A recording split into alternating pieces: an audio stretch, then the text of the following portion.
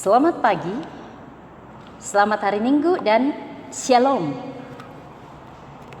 Sidang jemaat yang kekasih Tuhan, ada sebuah ungkapan yang mengatakan bahwa badai pasti berlalu.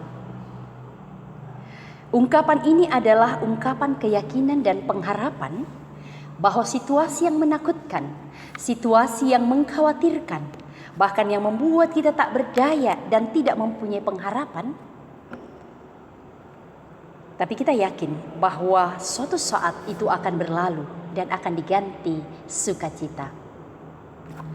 Kalau kita melihat situasi dunia sekarang, bahkan dalam negara kita di Indonesia, dengan merebaknya wabah COVID-19 sebagai sebuah badai yang membuat kita tidak dapat lagi beraktivitas seperti biasanya. Bahkan menimbulkan ketakutan, menimbulkan kekhawatiran karena telah banyak yang terpapar dengan virus tersebut. Bahkan telah banyak korban jiwa. Sehingga muncul pertanyaan bahwa sampai kapankah hal ini akan berlangsung? Namun sebagai umat yang percaya, kita tetap berharap bahwa kondisi ini akan cepat berlalu dan akan kembali pulih. Sidang jemaat yang dikasih Tuhan, perenungan kita di minggu ini dari pembacaan Yehezkiel 37 ayat 1 sampai ayat yang ke-14 dengan tema perenungan, dipulihkan dari lembah kehancuran. Umat Israel mengalami kondisi terpuruk. Mereka berada di pembuangan di tanah Babel karena ketidaktaatan pada Tuhan, sehingga mereka mendapatkan penghukuman. Mereka tidak sanggup lagi, mereka putus asa, bahkan tidak punya pengharapan untuk kembali menjalani hidup, untuk kembali melanjutkan kehidupan mereka sebagai umat Allah. Ya, sehingga dalam pembacaan ini dikatakan bahwa mereka menyebut diri sebagai tulang-tulang yang kering, yang bertaburan. Tulang-tulang kering yang bertaburan. Ungkapan ini mau memperlihatkan bahwa tidak ada lagi kehidupan, tidak ada lagi harapan. Dan identitas mereka sebagai umat Allah sudah alami kematian rohani, sudah mengalami kematian iman dan kematian pengharapan.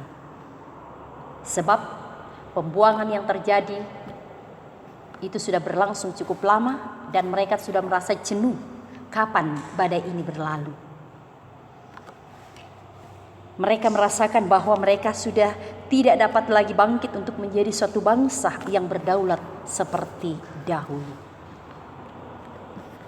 Tapi Bapak Ibu Saudara-saudara, Allah tetap hadir dalam kondisi kehidupan mereka. Bahkan Allah tetap berkarya dalam kondisi hidup mereka. Allah hadir dalam kondisi mereka dengan memerintahkan Nabi Yehezkiel untuk bernubuat dalam rangka pemulihan umat Israel.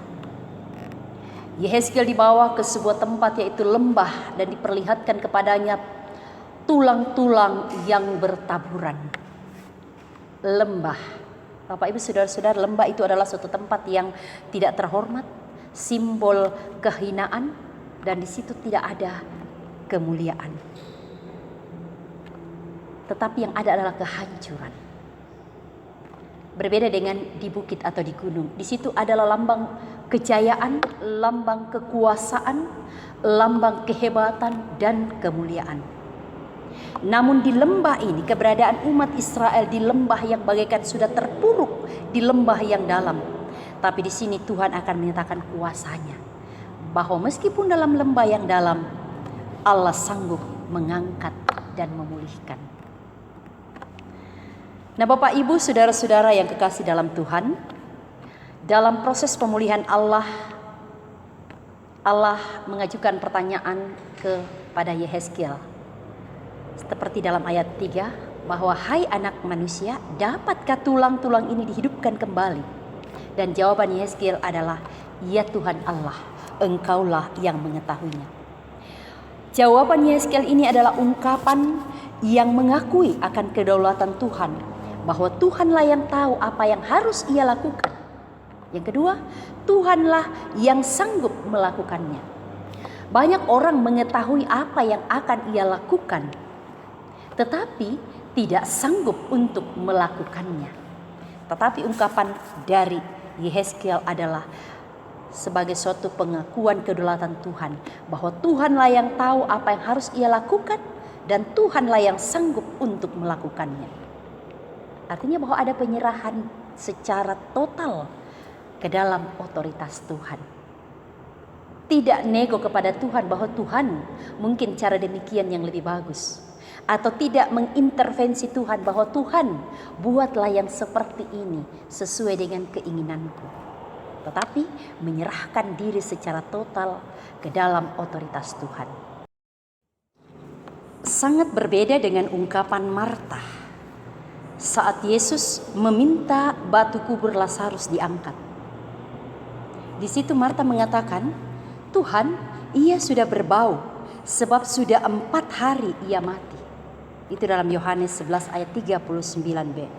Ini memperlihatkan ungkapan yang meragukan otoritas Tuhan dalam kehidupan ini. Ungkapan yang tidak meyakini tentang kuasa Tuhan di dalam kehidupan.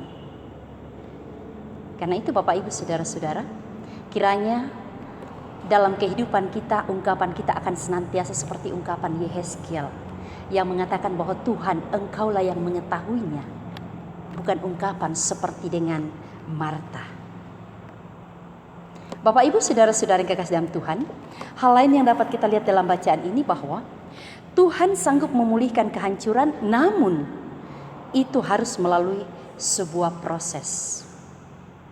Proses yang dapat kita lihat ini dalam ayat 6 dan ayat 7. Di situ ada suara berderak-derak dan tulang bertemu satu sama lain. Kemudian Tuhan akan memberi urat, Tuhan akan menumbuhkan daging, Tuhan akan menutupi dengan kulit, lalu akan memberi nafas hidup. Ada langkah demi langkah yang ditempuh untuk melakukan sebuah proses pemulihan. Dan kita lihat di dalam langkah pertama itu suara berderak-derak dan tulang bertemu satu sama lain.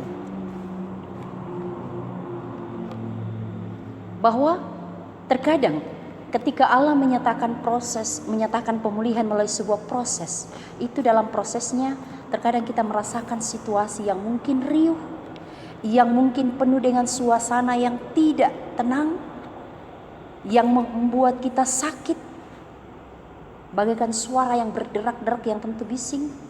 Tetapi Allah sedang melakukan proses. Allah ingin melihat sejauh mana kita taat dan setia, bahkan sabar dalam menanti janji berkat Tuhan.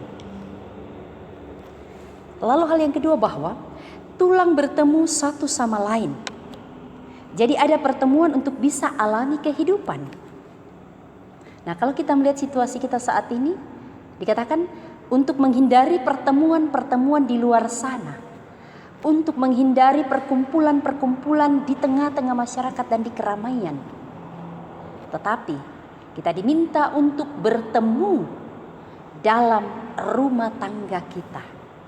Bertemu lalu menempati posisi kita masing-masing, seperti tulang-tulang itu bertemu lalu menempati posisi tangan, tulang tangan di tempat tangan, tulang kaki di tempat kaki. Demikian pula kehidupan kita, bahwa kita diajak bertemu dalam keluarga kita, menempati posisi kita masing-masing, sehingga kehidupan keluarga kita akan mengalami kehidupan yang damai, yang akan menikmati arti kehidupan sebuah keluarga. Ya mungkin situasi kehidupan keluarga kita mengalami keterpurukan, ya secara mungkin kasat mata kita tidak melihat sebuah kehancuran dalam rumah tangga, tetapi kita merasakan kejenuhan dan ketidaktentraman di dalam menjalani hidup rumah tangga karena rutinitas dari hari ke hari yang terus menerus seperti itu. Sehingga perjumpaan, komunikasi dengan anggota keluarga tidak terjalin. Sibuk masing-masing dengan pekerjaan, dengan tanggung jawab di luar sana. Tetapi saat sekarang kita diminta untuk bertemu dengan keluarga, untuk berada bersama keluarga, menjalin komunikasi dengan keluarga, untuk dapat saling memahami, saling mengerti satu dengan yang lain. Jadi Bapak Ibu Saudara-saudara, kita merasakan bahwa kehidupan rumah tangga kita saat ini sedang dipulihkan dengan akan diciptakannya kehidupan damai dalam rumah tangga.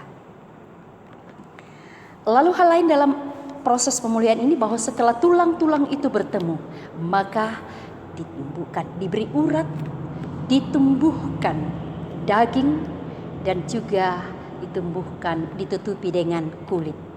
Telah menjadi seorang manusia secara jasmani. Tetapi ketika belum diberi nafas, belum diberikan roh, maka belum mengalami kehidupan secara rohani.